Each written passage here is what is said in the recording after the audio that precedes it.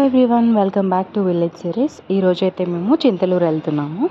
So చింతలూరులో Nookambika అమ్మవారు ఉన్నారు కదా, సో అమ్మవారి దర్శనం కోసం అని చెప్పి నేను, మా హస్బెండ్, ఇంకా మా బావగారు, మా అక్క అండ్ మా చిట్టి అయితే వెళ్తున్నాం అనమాట. సో ఫైనల్గా టెంపుల్కి అయితే రీచ్ అయిపోయాము. చూడండి ఎంత బాగా పెట్టారు లైటింగ్. అండ్ ఇక్కడైతే కాగడాలు కాలుస్తున్నాం అనమాట. సో కాగడాలు అయిన తర్వాతనే దర్శనానికి వెళ్ళాలంట. అందుకనేసి ముందుగా అయితే కాగడాలు కాలుస్తున్నాము. మొత్తం మేము అందరం కాలుస్తున్నాము. అండ్ కాగడాలు అయిపోయిన తర్వాత టెంపుల్లోకి అయితే వచ్చేసాము. నేను వీడియో తీద్దాం అనుకున్నాను, బట్ అక్కడ వీడియోస్ తీయడానికి అలౌ లేదు. ఇది కూడా మీకు జస్ట్ అలా చూపిద్దాం కదా అని చెప్పేసి అయితే తీసాము, చిన్న క్లిప్ అంతే. అమ్మవారిని తీద్దాం అనుకున్నాం, బట్ అమ్మవారిని తీయడానికి అవ్వలేదు. కానీ ఏ మాటకా మాట నూకాంబిక అమ్మవారు అయితే చాలా బాగున్నారు. ఇక్కడ అమ్మవారి దర్శనం అయితే కంప్లీట్ అయిపోయింది. అండ్ టెంపుల్కి వచ్చిన తర్వాత పులిహోర తినకపోతే ఎలా చెప్పండి. సో అందుకే పులిహోర ప్యాకెట్స్ అయితే తీసుకున్నాము. అండ్ అత్తయ్య వాళ్ళకి లడ్డూలు తీసుకున్నాము. అండ్ ఇక్కడ వచ్చేసి అమ్మవారి గుడి బ్యాక్ సైడ్లో ఇవన్నీ అమ్ముతున్నారు అనమాట. తాళ్ళు ఇవన్నీ పెట్టారు. సో మా చిట్టి అయితే రెండు మూడు తాళ్ళు తీసుకుంది వాళ్ళ ఫ్రెండ్స్ కోసం.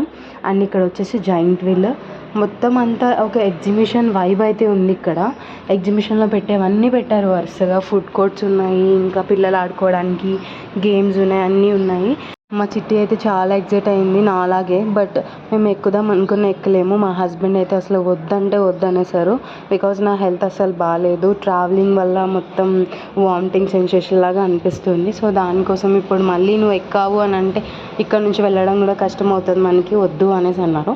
సో సర్లే అని చెప్పేసి ఇంకా చుట్టుపక్కల ఉన్నవన్నీ చూద్దాం కదా అని వెళ్ళామన్నమాట. అలా నడుచుకుంటూ వెళ్తున్నాము. చాలా రకాలుగా పెట్టారు. అంటే ఆల్మోస్ట్ 30 days అవుతుందంట ఈ తీర్థము, ఈ జాతర స్టార్ట్ అయ్యి. కాబట్టి 30 days అంటే చూడండి, అప్పటి నుంచి ఇప్పటి వరకు అలానే ఉన్నారు. అండ్ ఇక్కడ నేనైతే మా కన్నయ్య గడికి ఫోన్ తీసుకున్నాము. వాళ్ళ బాబాయ్ ఒకటే అన్నాడు, ఫోన్ తీసుకో కన్నయ్యకి, సరదాగా వాడు ఆడుకుంటాడు అని చెప్పేసి. సో కన్నయ్యకి అయితే ఫోన్ తీసుకున్నాము. అండ్ ఇక్కడ చూడండి ఎంత బాగున్నాయో పింగాణి మోడల్స్లో డిబ్బీలు, దేవుడు విగ్రహాలు అన్నీ ఉన్నాయి. ఇంకా ఫైనల్గా అన్నీ తిరిగిన తర్వాత ఆకలి అయితే వేస్తుంది కదా, సో అందుకని చెప్పి ఇక్కడ ఆగామన్నమాట. బజ్జీలు అవి తిందామని చెప్పేసి నేనైతే బెడ్ కింద పప్పు తీసుకున్నాను. ఈ వీడియో ఎవరికైనా నచ్చినట్లయితే కామెంట్ చేయండి.